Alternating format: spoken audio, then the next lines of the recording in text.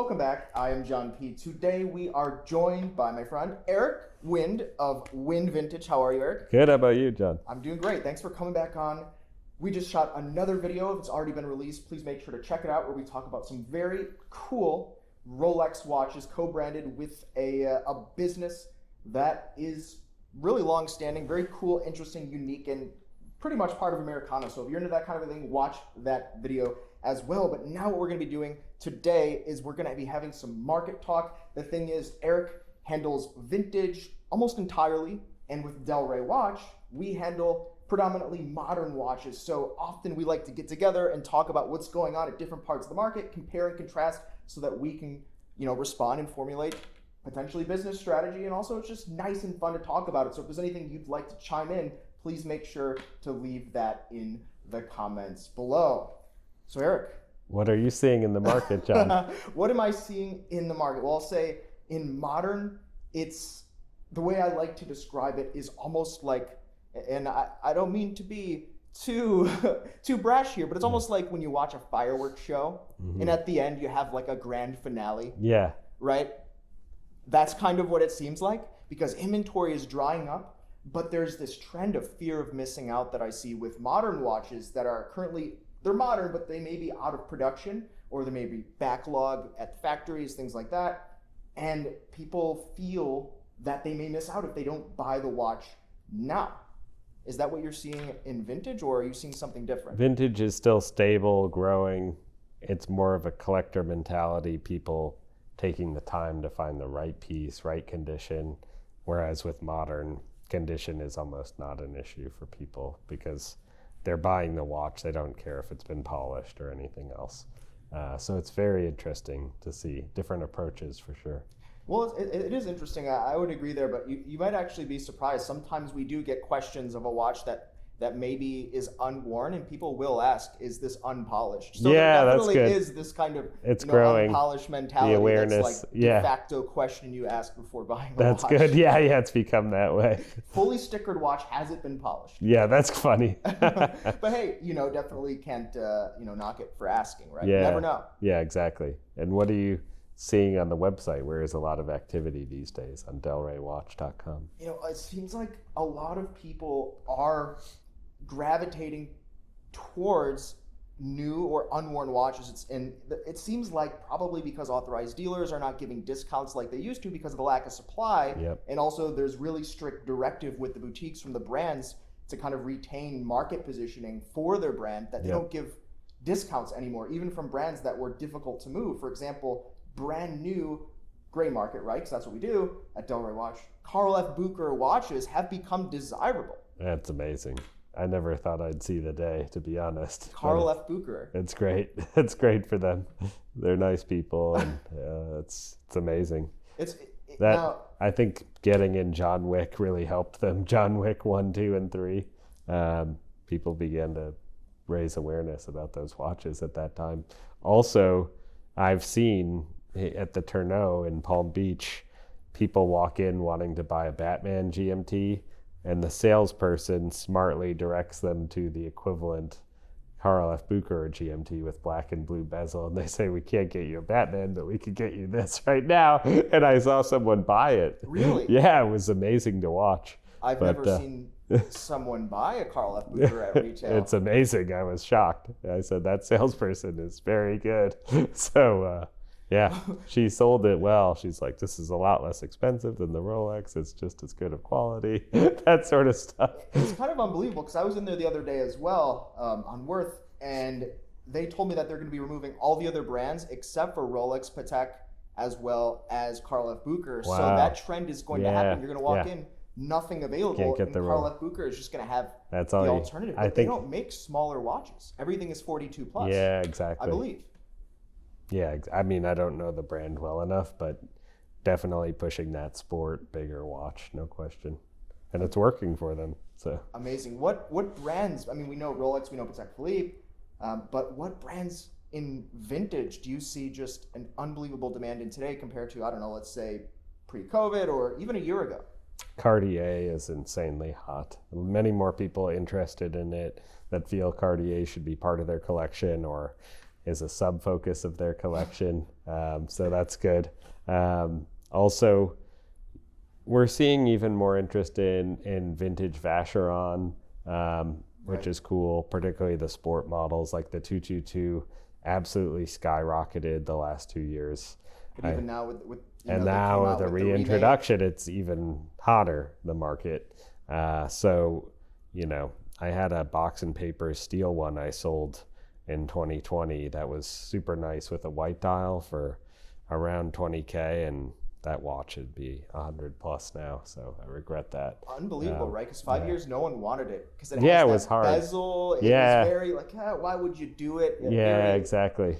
Abnormal bezel. Yes, yeah. I would rather personally have a vintage Nautilus or Royal Oak, but to each their own. To each their own. So yeah, it's exciting. Journe remains very hot on the modern side. Oh, yes, of course. Lange is crazy. I personally cannot believe that. I mean, quality watches, but historically kind of lagging behind everything else in the market. It's incredible. I mean, Lange ones that I sold a few years back for 13,000, which were early ones, can be north of 100,000 now.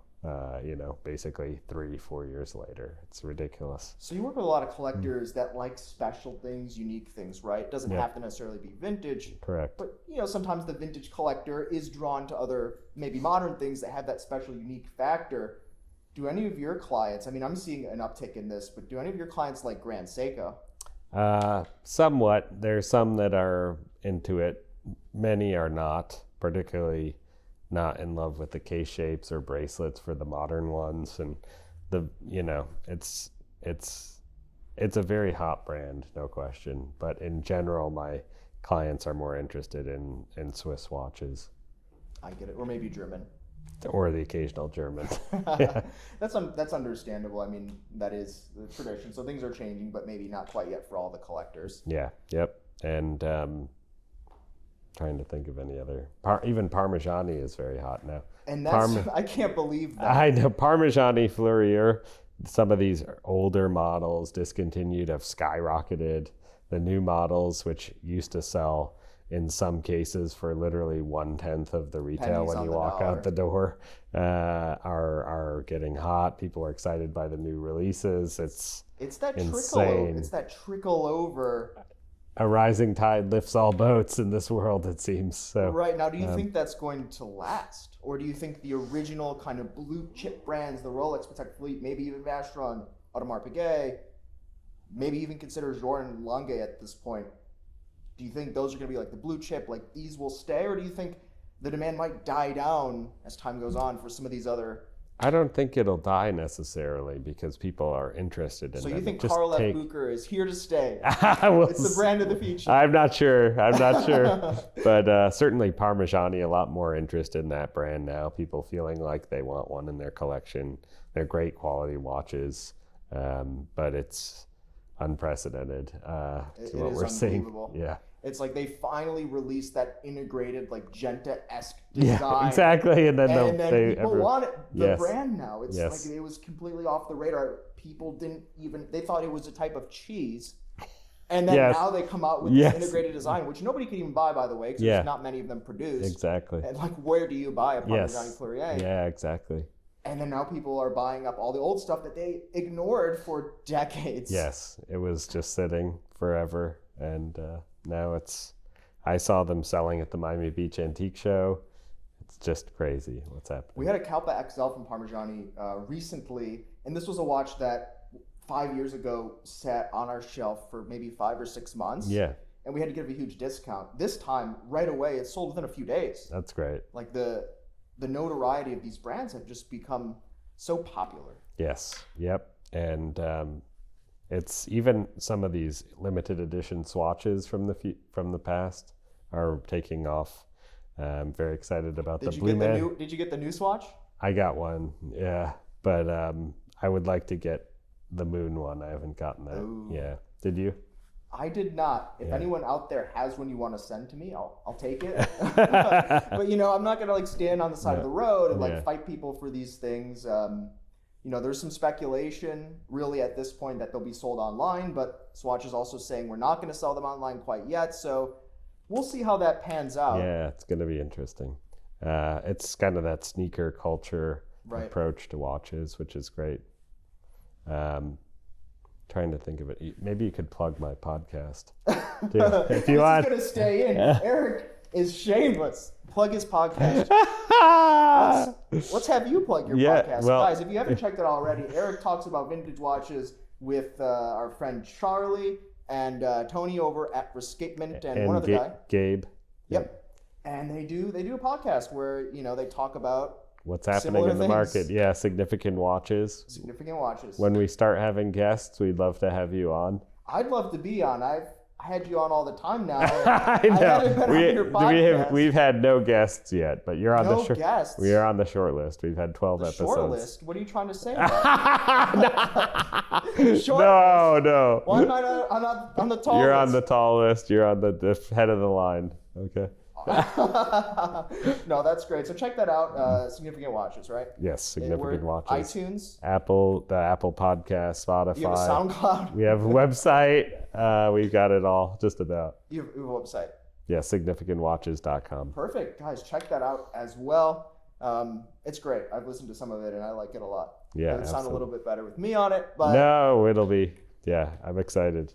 It's all fun and games. But guys, if there's anything else that you want to hear about vintage watches or what goes on as a watch dealer, make sure to leave that in the comments below. We'd be glad to talk with you about that. Make sure to check out the other video that we did where we talk about those special Rolex watches, both the Domino's watches for the Domino's Pizza as well as the Winn-Dixie watches. That's such a cool video, so make sure to check that out. And we'll see you next time. You've been chatting with John P. and Eric Wendt. Thank you.